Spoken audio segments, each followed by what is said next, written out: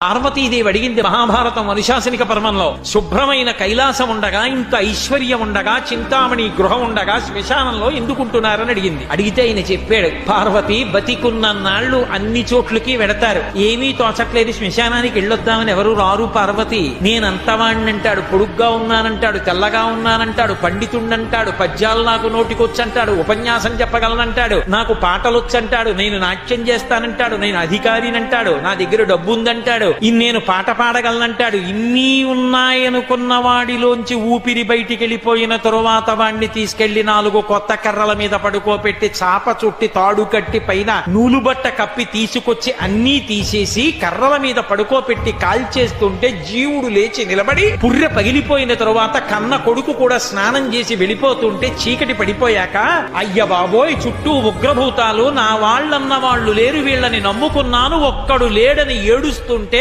నేనున్నాను రా అని చెప్పడానికి నేను కూడా లేకపోతే చచ్చిన వాడు 1000 మాటలు చచ్చిపోతాడని అక్కడ ఉన్నాను పార్వతి, నా కర్మకాలక్కడ లేనన్న.